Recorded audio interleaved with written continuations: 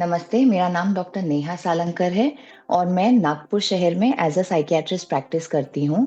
आज मैं आप सबको डिमेंशिया या भूलने की बीमारी इसके बारे में कुछ जानकारी देना चाहूँगी।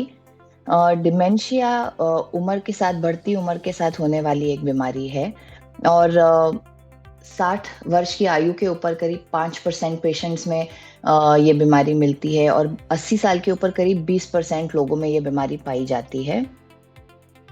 जिस तरह उम्र के साथ-साथ आँखों की रोशनी कम हो जाती है या कानों में कम सुनाई देता है, वैसे ही ब्रेन वक़्त के साथ घिसने लगता है और इसके कारण कई पेशेंट्स में याददाश्त कमज़ोर हो जाती है। शुरुआती सिम्पटम्स में हमें ये देखने मिलता है कि पेशेंट्स छोटी-छोटी चीज़ें भूल रहे हैं, जैसे सामान कहाँ रखा है या किसी और को कोई चीज़ बतानी है या किसी और ने उन्हें कुछ बताया है या खाना खाया या नहीं, दवाइयाँ ली कि नहीं और वक़्त के साथ-साथ याददाश्त और कमज़ोर होने लगती है।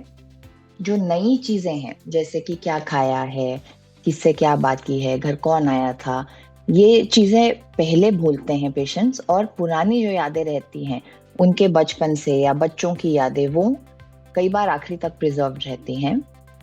यदि आपको ऐसा लगता है कि आपके फैमिली में या पहचान में किसी को इस प्रकार की बीमारी के लक्षण हैं, तो जल्द से जल्द आपके डॉक्टर से कॉन्टैक्ट कीजिए।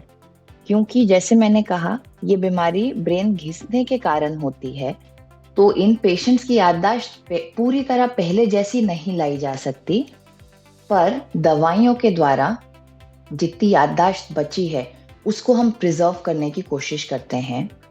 ऐसी दवाइयाँ आती हैं जो पेशेंट्स की मेमोरी बचाए रख सकती हैं। इसके अलावा कुछ और टिप्स हैं जो हम फैमिली मेंबर्स को या केयरगिवर्स को देते हैं। पेशेंट की ओवरऑल हेल्थ की तरफ ध्यान रखना। अक्सर ओल्ड एज में पेशेंट्स को हाइपरटेंशन या डायबिटीज़ ऐसी बीमारियाँ होती हैं, उनका कंट्रोल अच्छा रखना क्योंकि इन चीज़ों का कंट्रोल अच्छा ना रहने से मेमोरी पे ज़्यादा इम्पैक्ट पड़ता है।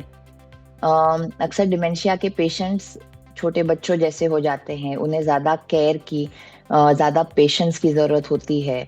उन्हें एक ही चीज़ बार-बार दोहरा के बतानी पड़ती है। उन्हें छोटी-छोटी चीज़ों में गाइडेंस लगता है। अगर केस एडवांस्ड है तो उसमें कभी-कभी उन्हें बेसिक जो उनके रोज़ के रूटीन है जैसे नहाना, खाना खाना, कपड़े पहनना, इनमें भी गाइडेंस या हेल्प की ज़रूरत पड़ सकती है। तो केयरगिवर्स के लिए ये बहुत ज़रूरी है कि बहुत सारा संयम रखें, पेशेंस रखें और पेशेंट्स को बहुत केयर की ज़रूरत होती है क्योंकि उन्हें ये नहीं समझता कि वो क्या गलत कर रहे हैं या अक्सर वो भूल जाते हैं चीज़ें कैसे करना है, तो उन्हें बहुत काइंडली पेशेंटली गाइड करना पड़ता है।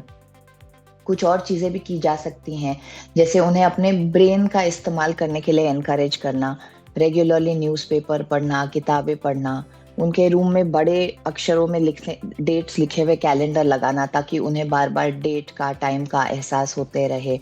उन्हें रेगुलर व्यायाम करने के लिए एनकरेज करना। तो ये और बाकी ऐसी कुछ टिप्स हैं जो हम केयरगिवर्स को देते हैं जिससे सिम्पटम्स लाइफ़स्टाइल मेथड से भी कंट्रोल किए जा सकें। धन्यवाद।